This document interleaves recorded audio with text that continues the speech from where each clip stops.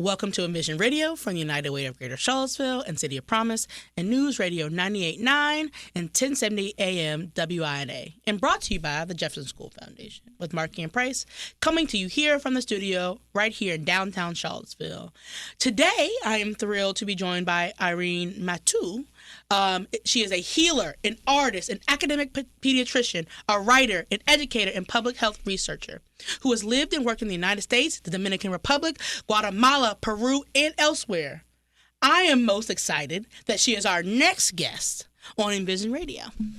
Nice to meet you. Kept your cool last name. I respect that. Thank you for having me. I had to. This I clearly only read is like one sentence irrelevant from the bio. irrelevant to me, but I love that. I'm like, if you got a cool last name and you get married, don't change your last name. Don't change your last name. Like if you have, I think if you have the cooler last name, that's the one that you should get to move through. You should be able to take a public vote. You should go around. Oh, interesting. Which one, Okay, like a straw poll, yeah, just like which one of these names is cooler?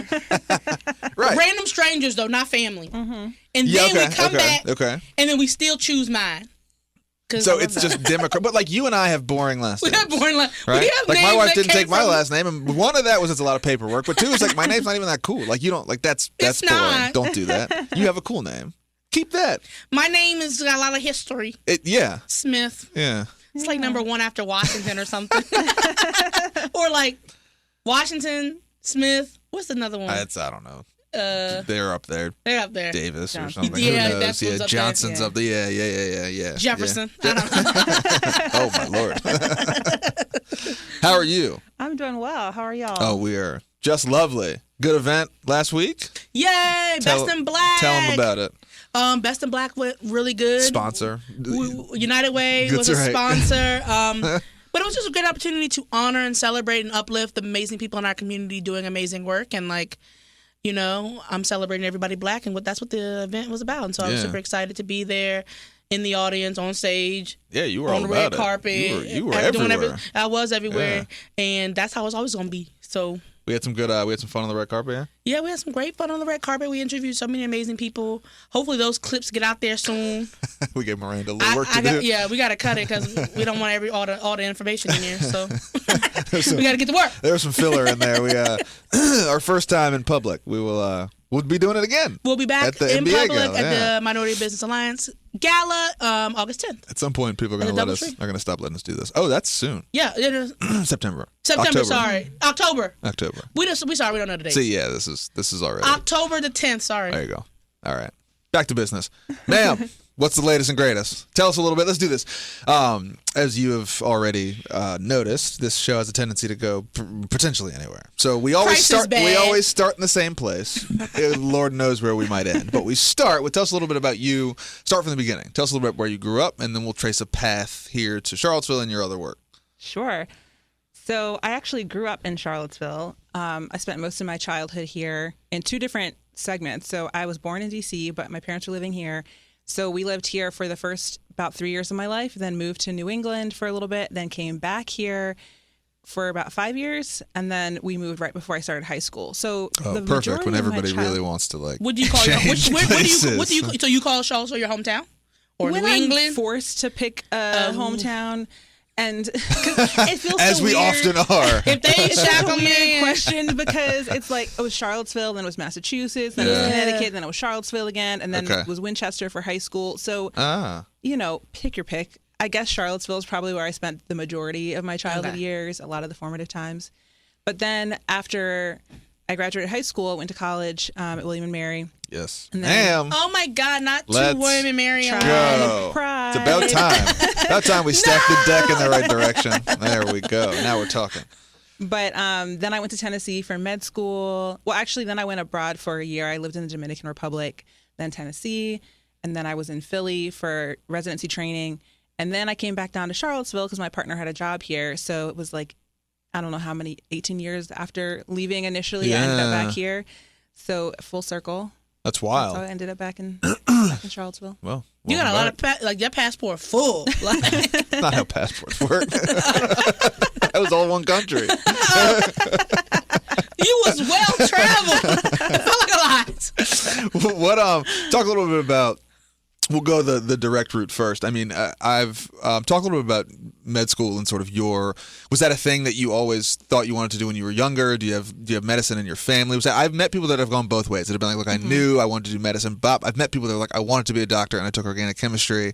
Particularly, I had a lot of people in William & Mary who were like, I took organic chemistry and never to be seen organic again. chemistry at William & Mary was not a joke. No, I mean, that is like a thing of lore of like people come out of there like sweating and crying. You want to stop your dreams of being a doctor? Yeah, that's right. Take Orgo. Yeah. And the thing is, I remember one thing from organic chemistry. Because it's stuff that you don't really need to be a physician. It's people talk about like how it's a class that it's weeds out people, right? It's really about learning how to study and being somebody who. And some of those concepts are important to build on things later. But when I actually sit down with a patient, am I thinking about organic chemistry from sophomore year? No, that is not.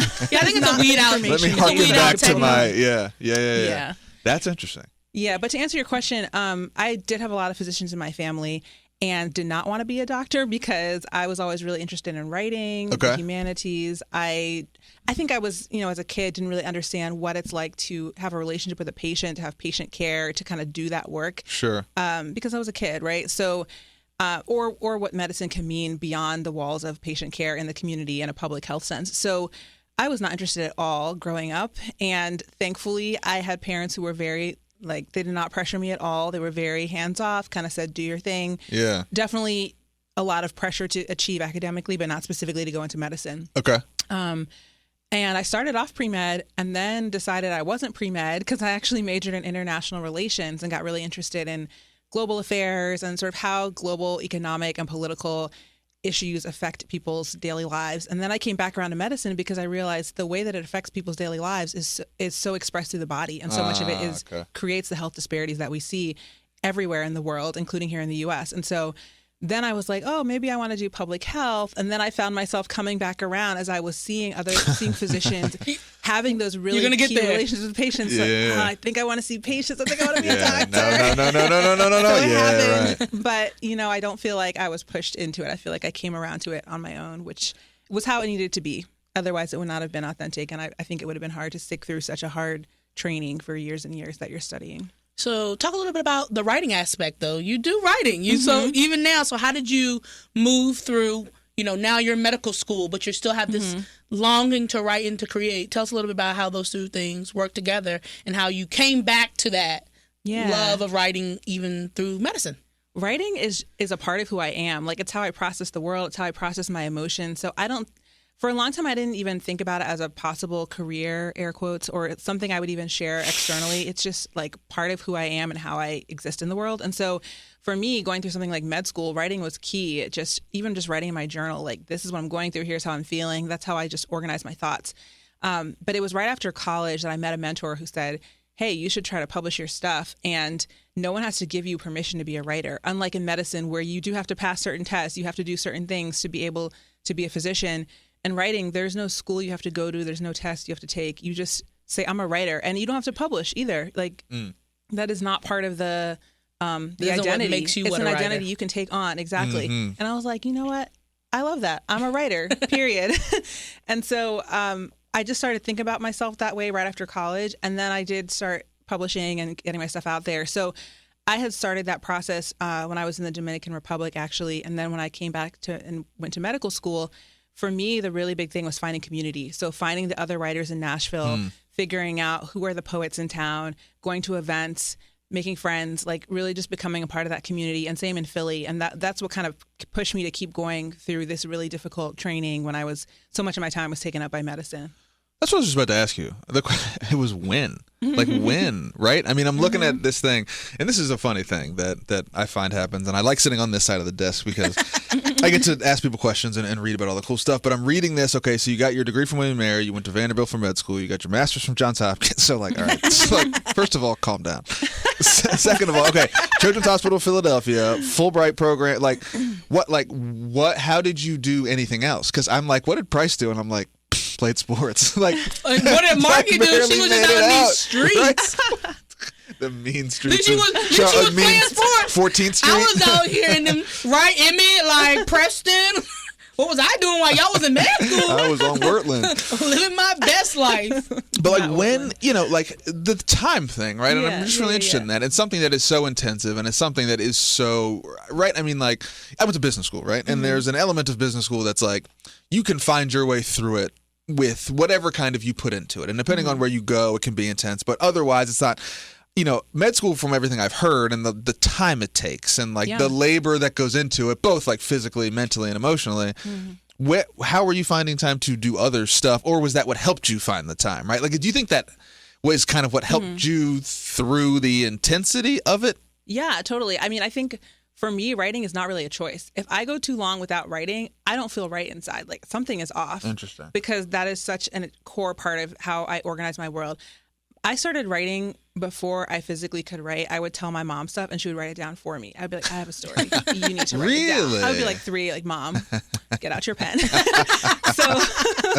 it was such a core part of my identity. And starting when I was 9, I started journaling and I would write in my journal every single night compulsively, which is maybe how I got through med school. Compulsive. Studying. I was like, every night I got to write down what happened today to me. And so it was such a core part of who I am that I think it helped me get through med school because it kind of was a coping mechanism. It was a strategy to keep myself feeling whole and like myself when I was so inundated and overwhelmed with med school, which, is a lot for sure. I mean, practically speaking, like in residency, for example, you're working 60, 70, 80, 90-hour weeks, depending on the rotation. Sure. And so there were some rotations where I was on the upper end of those hours. And so all I was doing was eating, sleeping, going to the hospital. Maybe I get 1 or 2 workouts in a week, and that's it. Like, I am just staying alive, right? But then there were other rotations where maybe, I was done by 5 or 6 p.m. and I was coming home and I had a few hours before bed. And I had colleagues who maybe were going out to hang out, or people who maybe would be watching TV at that time. And for me, the thing that I just found enjoyable and that was helpful to me was writing and also reading. That always like fuels the writing. So it's also just a choice. We all have the same 24 hours in a day. And I'm not saying everyone should do the same things I did, but it was like, those are the things that make me feel whole. But maybe for you, it's watching a TV. Maybe for somebody else, it's going out with their friends, whatever. Do the thing that helps you, right? What's your thing? Because I thought about this. I had a conversation with Ben Allen about this, and it was really funny because we were joking about like, we have sort of like fits and starts of like, there's a lot of things that I've read and a lot of things I want to read. But I found, at least for me in the last 3 months, I'm like, when I get home and my kids are asleep, you know what I want to do? Nothing. I don't want to think about anything. I don't want to like, that's like fair. Nothing. I mean, like literally sometimes what I started doing recently is like, there's this like New York Times like word game on my phone where it'll give you like it'll give you like 9 letters and you just make as many words as possible out of them. Anyway, but I'm just like, I can't even pay attention to I don't want to do anything. I'll just stare into space for like 25 minutes. Young children is a totally different headspace than being in your early 20s and being in med school. Yeah, it's busy and stuff, but being a parent is like to me, that's a whole other level. Like maybe that is your thing. Well, it is such a part of it, sure. Nothing. But I have thought about that where like I joke with my wife this summer where like my wife is an educator and she's off in the summer and everybody's like, oh, that's great, and I was like, she got the kids.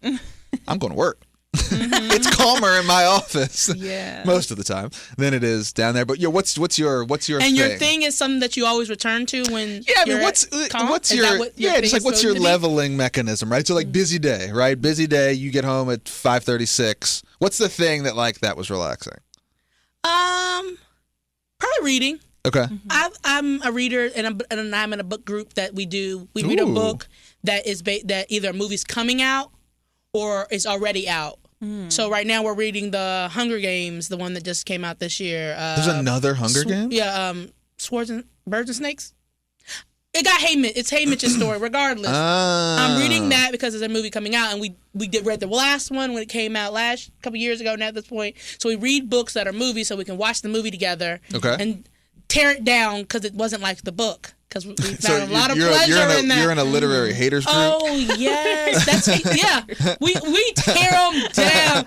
We did the Crawdad, where the Crawdads sing. Yeah. I'm like, what was it? Did the director read the book? Right. Did he talk to the author? Does he understand what this is about? I feel like at one time I was like, oh, I think we're really mean to the movie. I feel like that's a big fantasy thing. That's a big like Tolkien and Game of Thrones thing. Like people we are do a lot mad. of sci-fi. Yeah, we do a lot of sci-fi. We do a lot of fantasy. Yeah, we Okay. just want to tear it down, I guess. What do you? It brings me just back to center. That's right. That's Criticism, that's my thing. Listen, Literary the criticism. Haters Union. What are you reading right now? What am I reading? Oh gosh, I just said oh gosh because I just finished a couple books.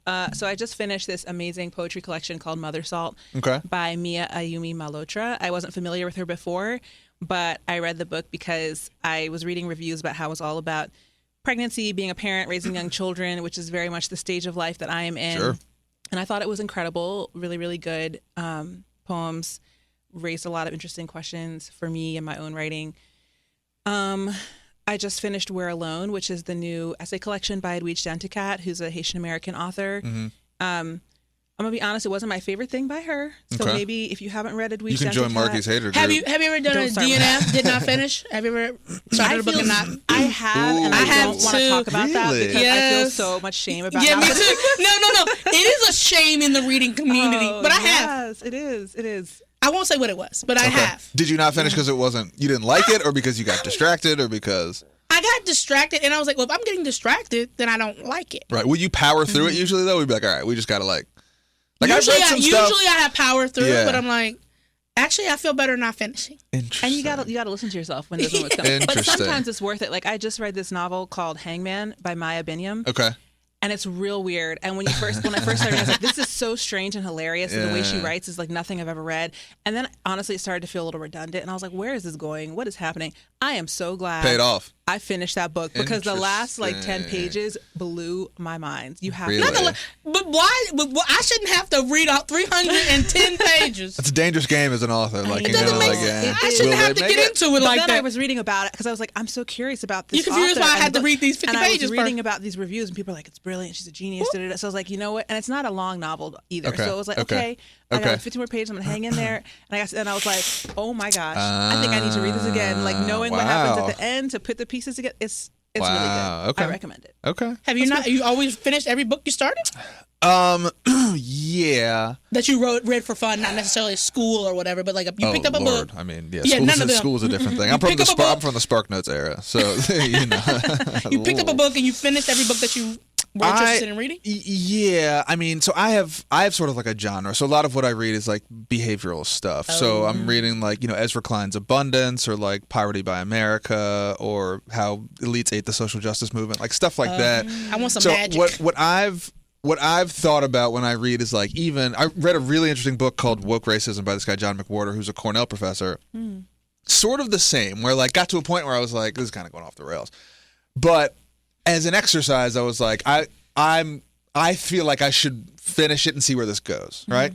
And it turned around a little bit, but it was a valuable exercise to me. I think in particular, just thinking about, look, the era in which we live in, like, you know, I want to be able to absorb information that either may be weird or cause dissonance for the sake of being able to process it. And so that was a little bit of like trying to flex that muscle for me, right? And even at the point where I was like, my interest is dissipating, or like you're saying some stuff that's kind of goofy, I was like, I should see it out. So that's kind of where my thing is. But yeah, I've gotten close on a couple. But I feel you're right. I'm like looking at it like, nah, I can't. Come on, we got to get to the end of this Yeah, thing. it's Like, shameful. we got to Like, get to the end of I this spent all this thing. time writing this whole book. You should- But I'm always like, the chance. I'm not finishing. I'm putting it away for later. Do you So ever I come can- back to it? It's still on the shelf. There's so much time. I have some books I haven't finished yet. Yes, I fully there's intend no to do finish not them. finishes. There are no do not finishes. There are only I have not finished. It's a yet. very I like love it. progressive and Yes. uplifting Way to turn it philosophy, around. right? Yeah. Yeah, When yeah, yeah. I'll come back to it when I need it. That's right. Exactly. That's There's right. going to be a point That's in my right. life when I need it. I don't haven't need it right achieved yet. And sometimes there's the energy of a book that's like, this is too much for me right now. I keep trying to read Ordinary Notes by Christina Sharp.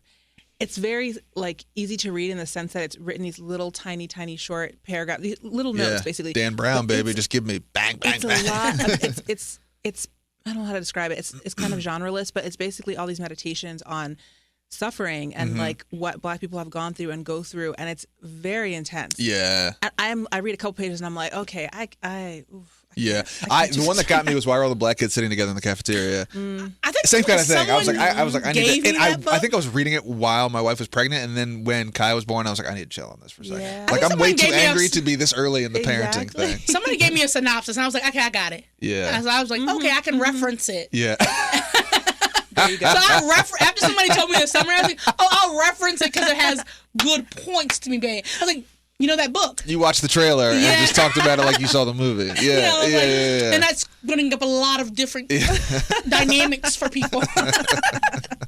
But some of the most greatest artists are authors of our time have really unique styles. I think about Toni Morrison. I took a class in college on Toni Morrison where we just read 10 straight books by her. And, I think it was my first time having read her, and it was very hard at first to get into her style. It's like flashbacks, forwards, and it's like some people don't like the way she writes. But once you get into it, oh, this is actually really good.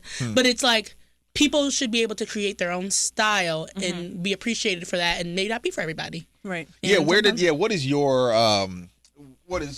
sort of stylistic inspiration or inspirations, if you will? I mean, how do you? We've had this conversation about sort of arts in general, right? Like, there's not a lot that's new under the sun, Yeah. And so, even though your version will be distinctly yours, like, who is it culled from, right? Like, who, if we had to say, okay, let's open the aperture and figure out the 3, 4, 5 places that you've pulled the most from, that when we read your thing, we go, oh, you know what? Like, it's a cadence of that. It's a word choice of that. It's a structure of that. Oh my gosh, that's such a tough question. I think what comes to mind is not so much other authors or other writing, but things in the world. This is going to sound kind of cliche, I don't know, but I think for me, I pull so much from imagery and language of nature and the body and somatic experience, because I think so much of my life and the other part of my career is very cerebral, very cognitive, intellectual, like thinking through what's going on with the patient or, a public health issue, researching, and that leaves us in balance, where there's a part of me that really wants to also understand and get into like the somatic, visceral, and like kind of non-cognitive ways of knowing things, like the emotional gut feeling ways that we know things. And so I think for me, that has always been through understanding what I feel in my body, like what my body is telling me, and understanding what I see in nature and the natural world and the world beyond humans and human communication. So I think I pull a lot of language from those two kind of elements. I'm sure I'm influenced by so many authors, so many things I probably read as a kid growing up that I probably couldn't even tell you it was this book or this author that's kind of infused this particular thing into my writing, because I feel like that happens sort of subconsciously. I can see elements of different things pop up at different times in my writing, but I'm never trying consciously to imitate or copy anyone, but I think it all kind of gets woven together from, a lifetime of reading, and then it just comes out, at least for me, in this way that's impossible to then parse through the threads to specific people. But that's why I think reading is so important for me, because it feeds my own voice. It feeds that process. How did you decide on the medium? So you do a lot of poetry. Do you also do short stories, or I do? Why did you choose the poetry as a main form of your writing style? I think because poetry is, for me, and I'm not saying that prose can't be like this, but for me, poetry is such a sort of mystical way of writing, and it gets in touch with so many things that are really difficult to say in prose and conversation, and things that maybe aren't like cognitively sensible in the same way. So again, like the counterbalance of being in this really intense medical career, that to me, poetry is kind of like the opposite of that in some ways, or maybe the balance or the complement to that. And then poems are generally short. So yeah, I'm really busy. And so if I'm going to sit down and write for 30 minutes, there's a pretty good chance I can crank out a poem or part of a poem that's like half a page long or page long, right? It's really hard to sit and have the sustained attention to write a novel, because if I'm going to dip in and out, then it's hard to kind of maintain that momentum. That being said, I do write novels now. I have one that I'm currently trying to get published. Fingers crossed. Fingers crossed. Let's go. Middle grade novel. And then I've been doing some creative nonfiction essays too that hopefully will become a book soon. So I'm branching out. But when I pick genre, it's based on what is the thing I want to say and what's the best way to tell it. What is the best like story form to tell this thing. If you are just joining us, this is Envision Radio from the United Way of Greater Charlottesville, City of Promise, News Radio 98.9, 1070 AM WNA. Price Markey with Doctor. Do you use your doctor? You make people call you doctor? Call me Irene. It's fine. Come on. But I done told somebody before, you need to put the doctor on everything. I don't care if we had dinner. Doctor, pass me the potatoes. I would make people call me. Please. Dr. I for sure. Yeah. For two reasons. One, doctor's dope. Two, I'm sure people butcher your name consistently. I'd be like, don't They even do. do that. You They just do. call me They Doctor do. or Dr. M. For some reason, Yeah. Dr. I, it sounds cooler to me. Dr. M, I could. Dr. M could be cool. For some reason, Dr. I sounds Dr. I academic. sounds cool. Dr. M sounds like you could be a Bond villain. So depending on where you're going with that, I don't know why. It just I don't know that that's even a real thing. But anyway, neither not a Bond villain. But what are you? Everything: pediatrician, writer, educator, mom of two. Let me start lovely, getting some lovely letters. little Let kids. me start getting some letters at the back of my name. They're gonna be saying all of them. Listen, if Give I had my all the mama. certifications, that business card would Marky be. MDCTFG. That's exactly right. Esquire, the whole thing. Esquire. Yeah, absolutely. Let me ask you this. Let's talk a little bit about your. And again, thanks to our sponsor friend, Jefferson School Foundation, jeffersonschoolfoundation.org. International experience. So going abroad, why and how'd you choose where, and what'd you bring back from that? Yeah. So as I mentioned at the beginning, I was an international relations major. So I was really interested in both other cultures and like a social sense, just understanding how other people live, but also more so how do these bigger political and economic forces that we only see a tiny window of in kind of, the media in the U.S. in general, how do they impact people around the world? And so that was the impetus and the interest for going abroad. How I chose the location was that at William & Mary, there was an organization. I don't know if it was there. It was probably there when you were there. I'm not sure. We've gone through some name changes, but it was called, when I was there, it was called Somos. Because what year did you graduate? 2010. All right. Yeah. So we were right around the same time. So it was, I don't know if you remember Somos. Okay. A student organization for medical outreach and sustainability. Okay. But it was basically a winter break trip in the Dominican Republic. And what drew me to that trip is that the idea was to go beyond what people have termed kind of duffel bag medicine. Instead of just dropping in, spring break, here's some medicine, bye. It was this longitudinal engagement. Here's some medicine. Yeah, because that model is super problematic, right? Yeah, sure. Very bad. So this was a better, not perfect by any means, still a lot of problems with it, but a better attempt at trying to engage more sustainably and longitudinally. So once you got accepted on the trip, you had to commit to going every single winter break until you graduated. Oh. Wow. Yeah. And as students, obviously, we could not provide any medical care, but we did research. So we were trained by an American Studies professor to do qualitative research. And actually, we did quantitative too, but we did research projects to understand what are the biggest health problems in this community, and is there anything that we could do to address them in some way. And then we worked with a team of physicians, nurses, pharmacists, other healthcare professionals who actually provided the medical care. So that was really eye-opening because I went 3 winter breaks and I spent a summer there as well. Wow. And it was eye-opening for a lot of ways, but I think honestly the biggest thing that I took away from that trip was being in a country where everyone assumed I belonged there. Everyone looked like me and everyone just thought I was Dominican. And I spoke Spanish, so people were just like, oh yeah, you're Dominican. And in the U.S., my whole life, especially growing up in Charlottesville, people have always been like, we don't understand. Your last name is French. Like, what is happening? Where are you from? And I'd be like, I'm from here. And people are like, no, we don't believe it. It doesn't make sense. The accents are in the wrong places. Yeah, and like maybe if I had grown up in New Orleans, where a lot of my family's from, or Sure. like Miami or something, it would have been more legible. People would not have been so confused. Yeah, they wouldn't have been confused by But a small French town last Virginia name. was like really a lot. So Yeah. Well, people would have still been like, you speak Spanish, your last name's French. People can't put that together. yeah, in the DR, But the naming wouldn't have been a point of conflict, is what I'm saying. Like, Why? Because not people the- don't the sound- know not two sounds people French. don't know etymology. The people's like, I don't. What is that? New Orleans. I feel like New Orleans being French colonized are like, oh yeah, it makes sense to me. Yeah, Sure, yeah. but then someone's gonna be like, "We?" You're like, "What?" Well, in the DR, people who didn't know my last name just thought I was Dominican, and then if they heard my last name, they'd be like, "Oh, you're Dominican of Haitian descent," or maybe Right, you have a that's Haitian right, that's right, family that's right, member. that's right. Yeah. So it was immediately understandable, and then I had to be like, "No, like actually," and then people were like, "You're lying to us. Yeah, like, whatever. You're denying your Yeah. heritage." I was one lady, she got so upset. Yes. She was like, "How dare you deny your heritage?" How And I was dare like, you? Ma'am, I promise you, like we also had colonization and enslavement in the U.S. Like Sure. it's the same history. It's just a little bit north. Sure. Yeah. Denying your history is crazy. That is I was wow. like, there's a Yeah, place called that New was a little bit of Uno I'ma reverse start for saying you. that. Happens, yeah. okay. To who? I don't know what somebody's gonna be like. I don't like something. I'm like, stop denying your heritage. You don't like chilling? Stop denying your heritage. Wow. Like, it can be funny. All right. Let me know how that works out. It probably won't work out. So how does there was how does that impact a field? Medicine's such an interesting field to me, right? Because it seems both like it should be empirical, but it isn't. How does that? Is that you? I guess.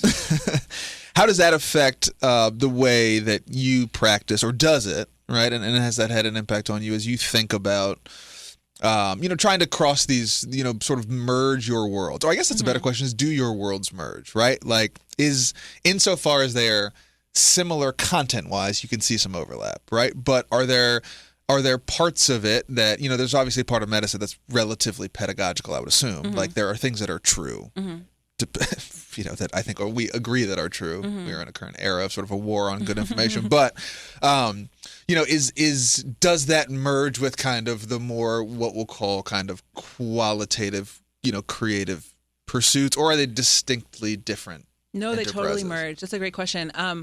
Yeah, they do merge. I think that medicine is all about stories. I think about both fields as a kind of story work. And I see myself as working with stories, because when somebody comes to me and they say, this is my firstborn baby and she coughed for the first time today, I'm terrified. Yeah. I need to see a doctor right now. I hear so many things in that are beyond just the objective, okay, maybe she has a virus. Like, what is the virus? But I hear fear. I hear uncertainty. I hear love.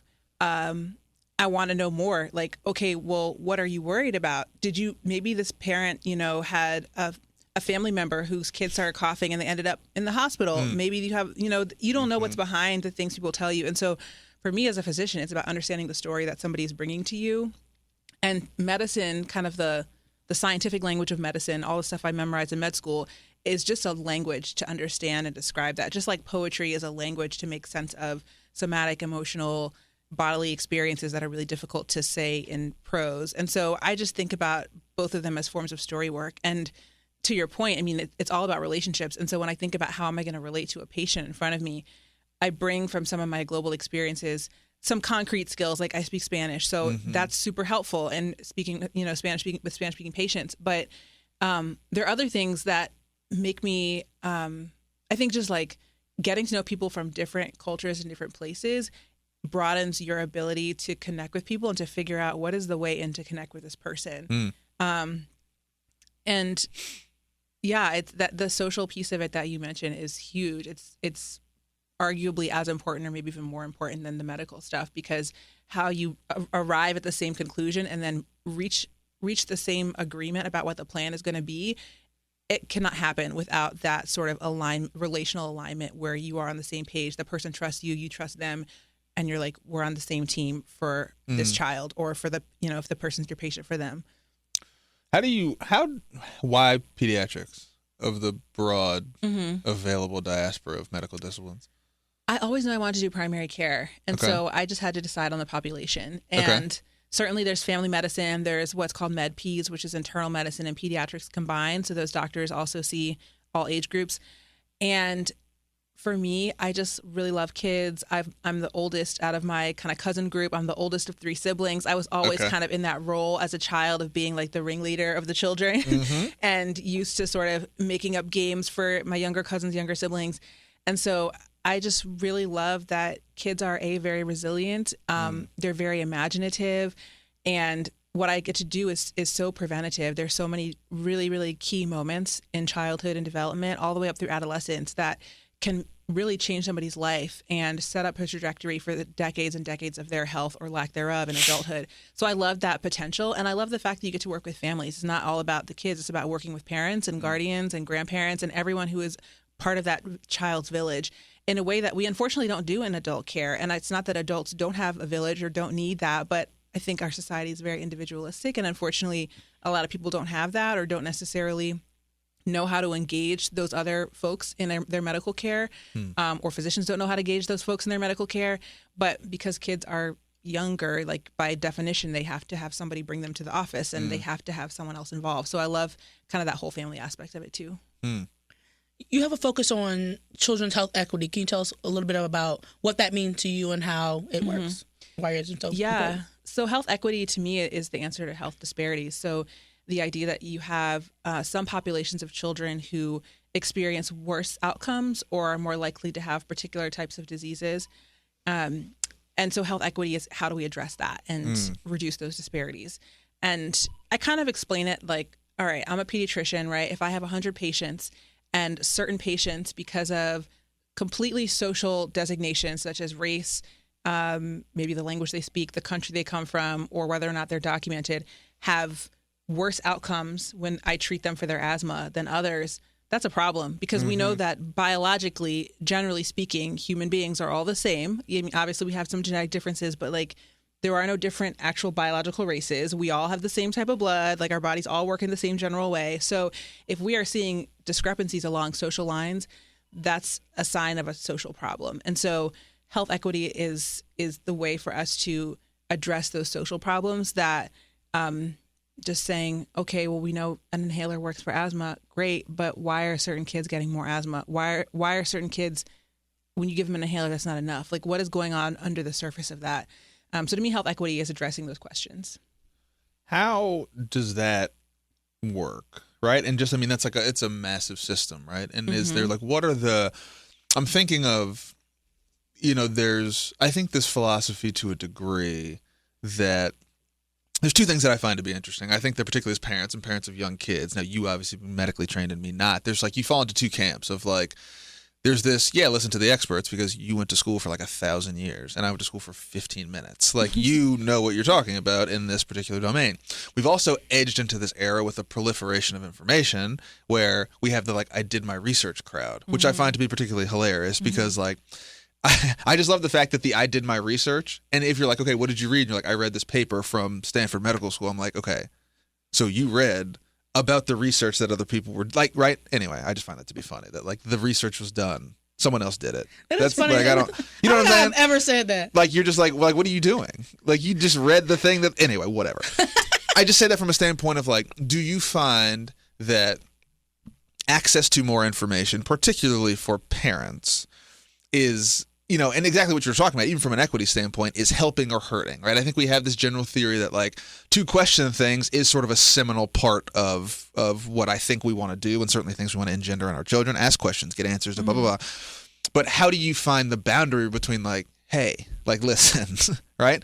There's some like, you need to let me do my job. Like, where is it possible to do both, right? Are these things mutually exclusive, or is it possible to do both? Or like, there is an appreciation for the ability to access information, but not all information is good information. That part, yeah. Okay. I think there's two things. So I think, number one, not all information is good information. And I think that we as a society have not caught up to the amount of digital literacy necessary to parse through the massive amounts of information that are now available to folks, including misinformation and disinformation. And so I think if we could all start with elementary school age kids, helping them with digital literacy and how to make sense of what is true and what is false and how to fact check, et cetera, that would really solve a lot of these problems going forward. But I also think that part of it is on us as science and medical professionals, that I think we generally historically do a pretty poor job of translating, for example, the findings of a paper into something that other people can understand and digest who don't have that background, and then make that readily available. And I can think of some really great examples of people who actually have done that well, like where I trained for residency, the Children's Hospital of Philadelphia, which is called CHOP for short. There's an amazing... I love that. There's an amazing website that one of the leading vaccine researchers in the country and his team created called the CHOP Vaccine Education Center. And it's incredible because it just breaks down every single vaccine, what's in it, why we have the vaccine scheduled the way we do, all of the common concerns that often will come up that people have about particular vaccines or ingredients. It addresses it head on. So I love resources like that, but I don't think we have enough, and they're not always the first thing that come up when people Google stuff. So I would say the other blame lies at the feet of big tech and these people who are designing AI and search engine algorithms and social media algorithms that promote, whether knowingly or unknowingly, but promote and put to the top the misinformation, disinformation, the things that will keep people clicking and keep them engaged so they keep seeing ads instead of directing people to actual evidence-based information. So I think it's multi-part, multifaceted, but I don't think that the problem in and of itself is too much information. I like the fact that people can read about what's going on in their body or their kids' bodies, or can find more information about things. It's just about making the correct information accessible, understandable, and the first thing that comes up, and giving people the skills to parse through what is not in that category.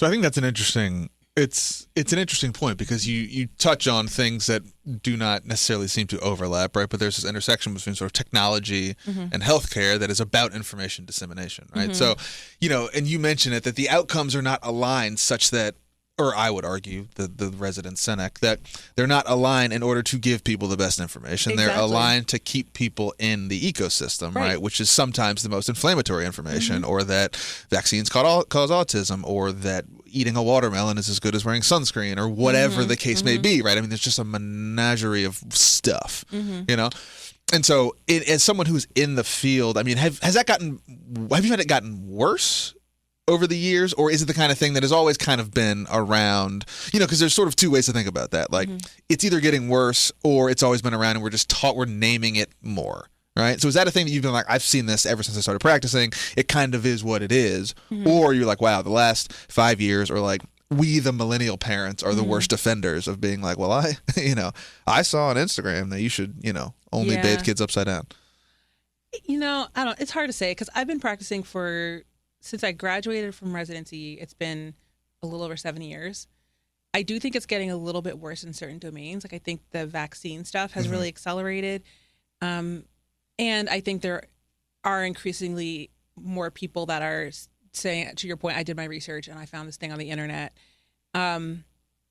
I think it's too early for me as a practitioner to say, like, this is definitely causing, some other. I mean, we know that the vaccine hesitancy is absolutely causing harm already. We've seen it with the measles outbreak. Measles came back. Oh yeah, totally. Measles came back. Polio on its way. Polio's on the way. Oh gosh. That's a crazy thing to say. I bet you if you asked, though, a pediatrician who's been practicing for 20 or 30 years, they would probably say absolutely. Because I feel like I just haven't been in the game long enough to see as much of a change as somebody who maybe started practicing in 1990. Right. Yeah, right. They've probably seen a huge shift. Sure. Because it's also like the age of information started, I don't know, whatever you want to call it, like 15, 20 years ago, where really we had this huge proliferation of the internet.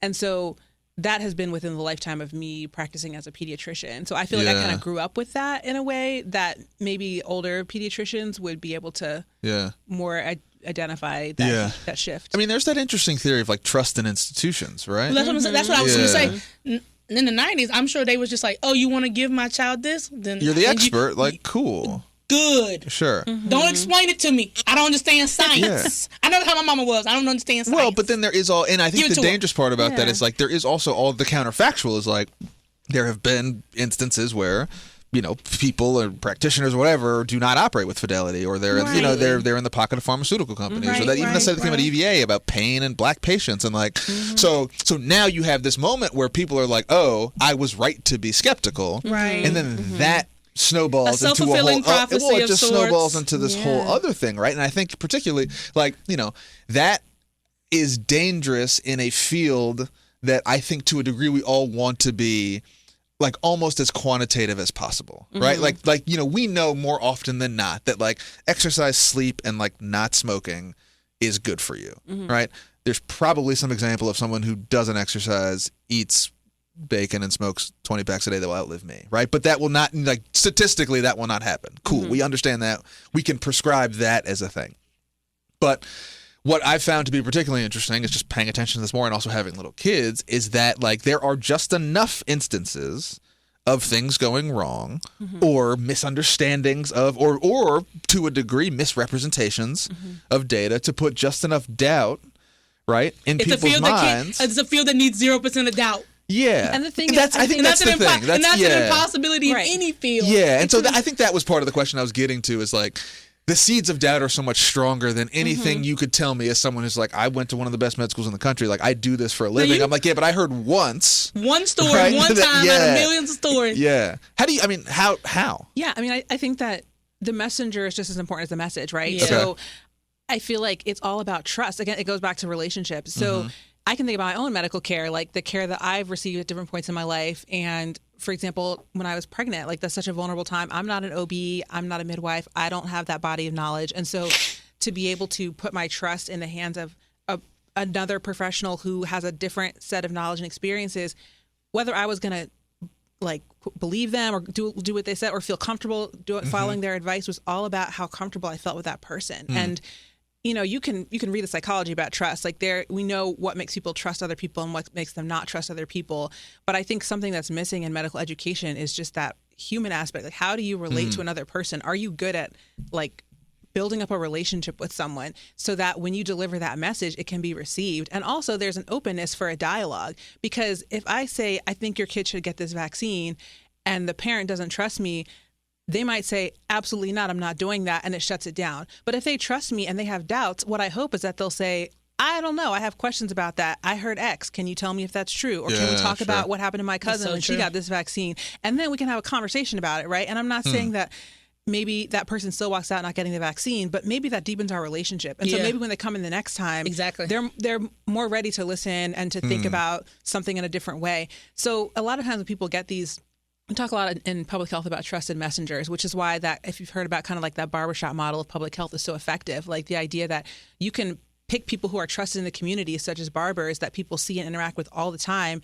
And those people can become messengers who deliver health information in a way that is more easily received than a doctor in their ivory tower that has 15 minutes with you and maybe who has this removed kind of stoic demeanor and says, you should do X and then bye. And like, that's not a relationship, So I think so much of what we need to catch up to in public health and medicine is understanding the messenger is just as important as the message.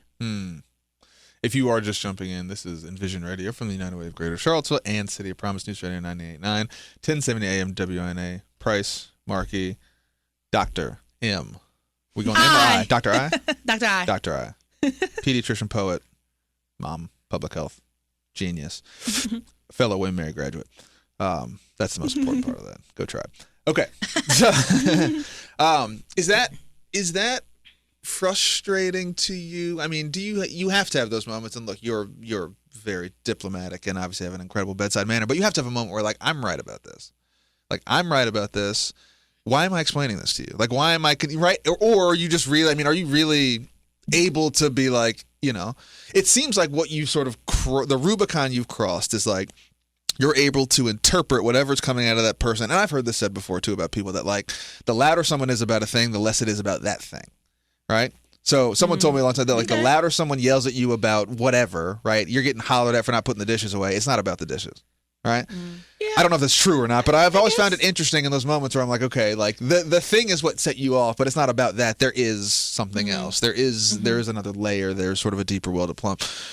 Do you find yourself being able to do that relatively consistently, or do you have that moment where you're like, dude, I'm not like, this is my job. You came to me to ask for a thing that I'm delivering to you, and now you're not taking the thing you came to get. I think that what frustrates me is when I get shut down and somebody doesn't want to have a dialogue. And it's not that I'm then upset with that person. Then I want to rehash the interaction and think, okay, what did I do wrong that I didn't create a safe enough space for this person to vocalize their uncertainties about, say, a vaccine? Like, why wasn't I able to have a good enough relationship that they could tell me why they're not interested? And sometimes it's like you pick your battles, right? Like maybe I have a well child check and I say, I recommend we check these labs. I recommend you go see the eye doctor. I recommend you see your dentist. And I recommend these 4 vaccines. And the parent says, great, I'm cool with all that except 1 vaccine. Okay. That's what, like a 90%, That's a win. Okay. So I'm like, all right, cool. We got 90% done for your child. Maybe next time we'll do the other 10%. Yeah. But if we are cool, we had a good relationship, a good interaction, then we'll talk about it next time, no biggie. So nothing's going to be 100% all the time. But to me, it's about that interaction. And I'm so interested in that psychology. Like, okay, if it doesn't go well, what was it about me and that person that did not click? That's an interesting perspective. I don't know if I'm thinking, how could we have done something different? Because I'm just like, we didn't get along. There you go. But to me, like, it's a win. Well, thank God that's over. If a parent says, I'm not vaccinating my kid against X, and I say, oh, that's really interesting. I'd love to hear how you came to that conclusion. Can you tell me more about your thinking?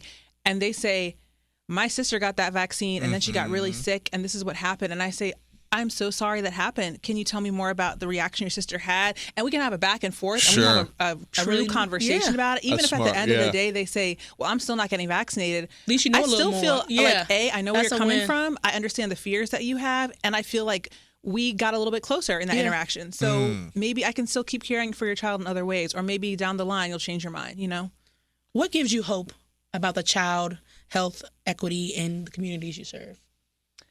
I think my colleagues, and I would say that broadly, I'm not just saying pediatricians, but everyone who cares for children in our community, everyone who shows up to be a part of children's lives gives me hope because, I mean, it's so cliche, but the kids are our future. Some pediatricians We say, are the world. No, people say like kids are like, I don't know, 15% of the population, 100% of our future, right? Like, Yeah. love that. That's I've never good. heard that. That's really good. I like that. I mean, I don't know exactly what percent Yeah. of the population here in Charlottesville, but whatever. You get the point. So they're a fraction of our current population, but 100% of our future. And so I think the fact that, you know, we all in the I'm ecosystem stealing of caring for children, like keep showing up to care for children however we can, that gives me hope because there are so many people. I'll just give the example of American Academy of Pediatrics that just released their vaccine schedule to counteract all of the misinformation that is happening at the federal level and saying, no matter what political shenanigans are happening, this is the science. This is what will protect kids. This is what we know from decades and decades of research and monitoring and public health. And this is the vaccine schedule we recommend for children. Boom. Like, I have so much respect for my colleagues, you know, in the AAP who could stand up to that pressure and just say, this is what we know is the best way to keep children safe. And even if we have to disagree with the federal government, that's what we're going to do. And here's what we recommend, you know. So people will keep showing up even in these times. That is such a good. That quote was so good. Now probably we're gonna steal it. Please Yeah, do. I don't know if I said it originally. So. Yeah. Well, we're gonna go with you. Yeah, no. We're gonna edit that part out, and then I'm gonna take it and be like, here's this thing that I made up totally on my own. No one's ever heard it before. There's no audio record that anyone else but me has ever said this. Is your goal to keep practicing? Do you want to do more research? Do you want to do more policy? I mean, have you thought about? Or, I mean, I guess your answer is like, I'm going to do everything because that's apparently what you do. But, you know, have you thought about kind of the trajectory of, I think about this sometimes, Mara, I wonder if you think about this too, that always trying to sort of fight this battle between the amount of work you can do as an individual, and which in your field is very individualistic. I don't mean from you, but like it's a patient provider. There's a relationship. You have to take the time with the person to do the thing. And in any given day, I don't know what is the typical number of patients that you might see in a day if you were just like, if that's what you were doing? Yeah, I mean, so it's tricky because I work in Birdsong in the Battle Building, which is our resident-run clinic. Okay. It's also where I take my children, but that is a clinic with a lot of learners, and so I see as many patients as need to be seen. So no, their patient's schedule is not under my name; it's with the residents, and then the residents come and find me as the attending supervising doctor, and then I go behind them and make sure everything, you know, they said everything correct, whatever.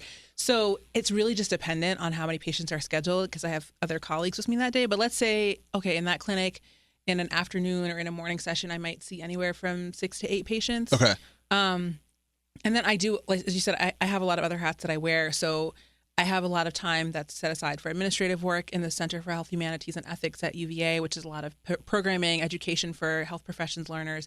And then I have research and I run a lab. And so it's not a physical lab space. It's like more like a think tank. Yeah. It's a diffuse kind of lab. There you go. That's it loosely defined. Yeah. But it's a research group, we'll say. So, you know, there's a lot of other hats that I wear. But to answer your question, I mean, I think there's so many factors that go into the balance of those things. I definitely want to keep seeing patients for the foreseeable future to some extent, whether it's a couple days a week or more, we'll see. But, you know, a lot of factors go into it, like frankly, the political context around funding and like where I am in my personal life with my kids' ages and kind of what makes sense to balance my energy. So, yes, I would love to keep seeing patients, but TBD, you know, to what that balance looks like. Yeah. And so here's an even harder question that builds on that one. Is that the best use of your time, talent, wisdom, right? To say, okay, I'm going to I can affect 10, 12, 15 on a busy day families. And I've seen these people and we've given them recommendations. We sent them on their way. Or is it to say, what if I could change medical policy for the university? That has an effect on thousands of people. What if I do for the state? That's tens of that, right? And I mean, and that was not a sort of statement of virtue. It's more of a question of like, where do you see kind of, you know, because there is that practitioner aspect that like you very clearly enjoy having relationships with people and being in front of people and doing that. And I wonder if the counter argument to that could be like, yes, but your talent is better used in the General Assembly, where now, you won't see mom, dad, and the twins, but what you will do is change the context in which their care is given for the entire Commonwealth.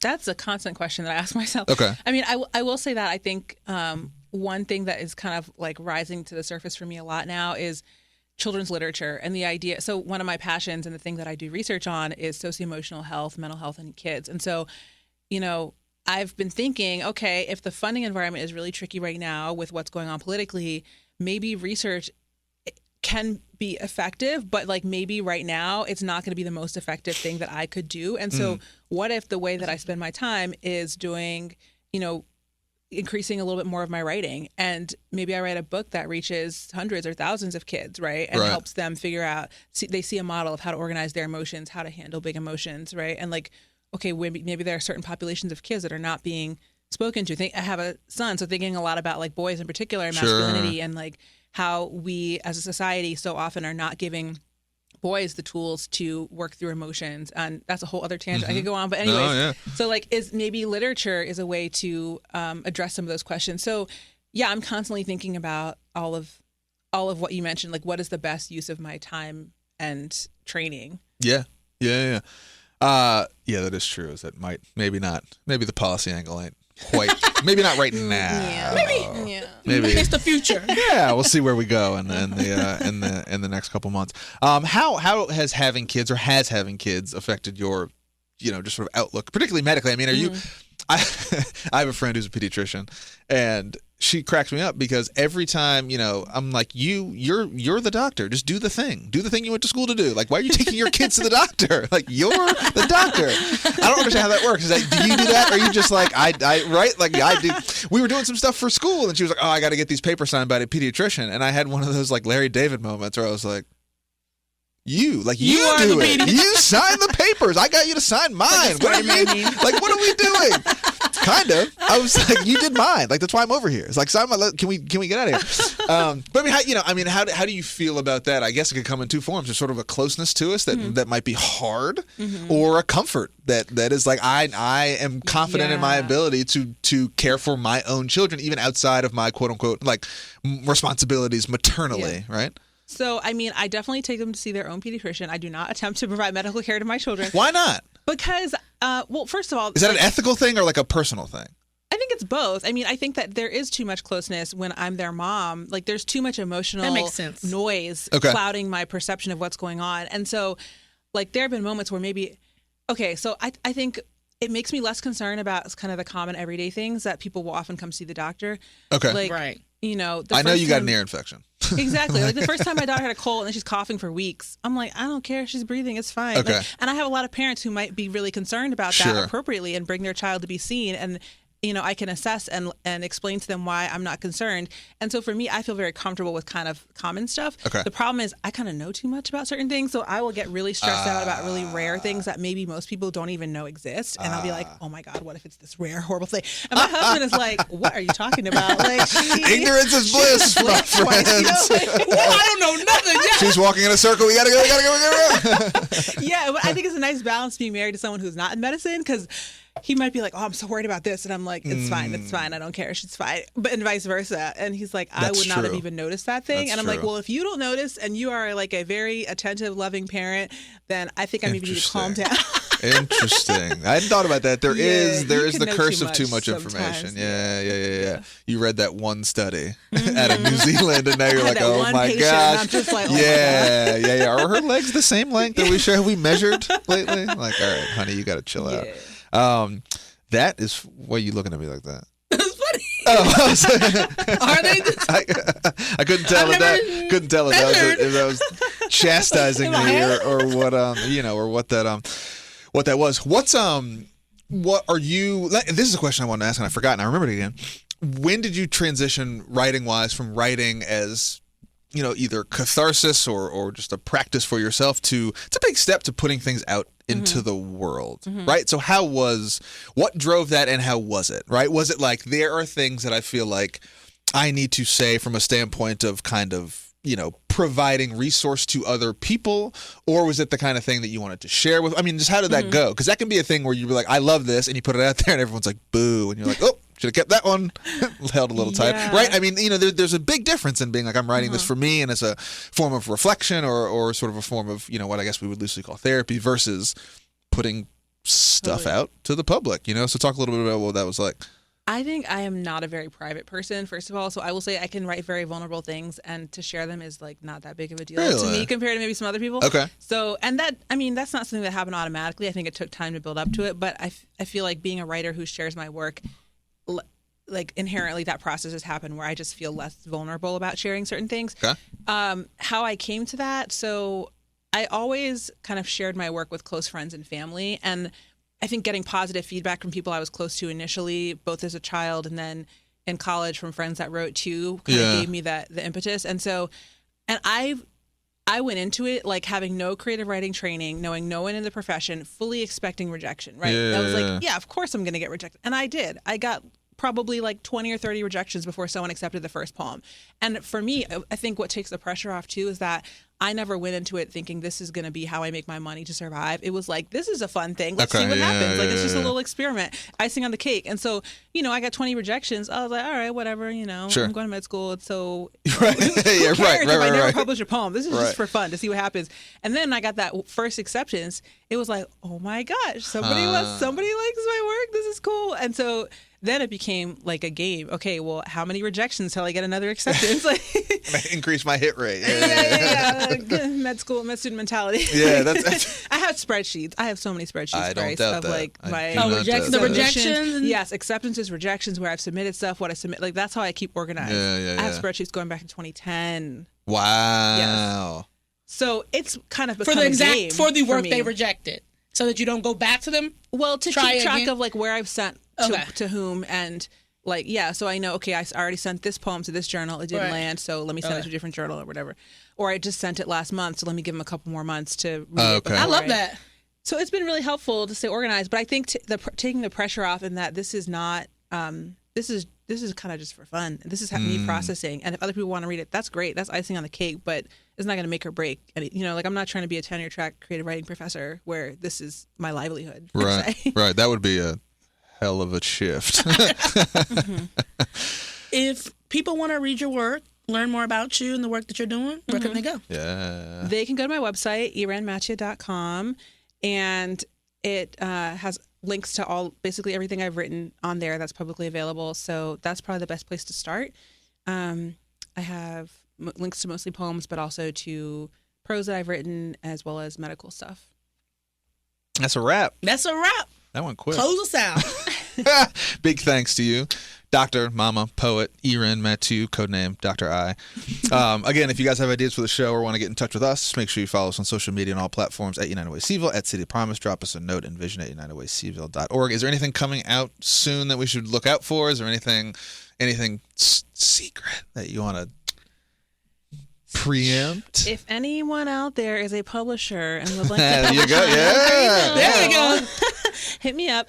I'm hoping I'm very hopeful that maybe that will come to fruition soon. I can't really say any more about that, but got a little bit of more work to do on that, so TBD. But otherwise, nothing big at the moment. All right. We'll await the next big drop. We get support on the show from folks like you. So if you like what you hear, share this with your friends. Subscribe on your favorite podcast platform, Spotify, Apple Music, Pandora, wherever we get podcasts these days. And again, the best way to support us, consider making a contribution. City of Promise, United Way of Greater Charlottesville, or great other local nonprofits. That's how we keep doing our community-based work and this show. We will see you guys live and live in color on, what was it, October 10th? October 10th. October 10th. It's the 25th year of the NBA, 20th year. It's a milestone. We make up numbers. Big. Don't fact check me. We'll put it in the show notes. For Irene, Dr. I, and Marky, this is Price. Peace. We'll see you next week.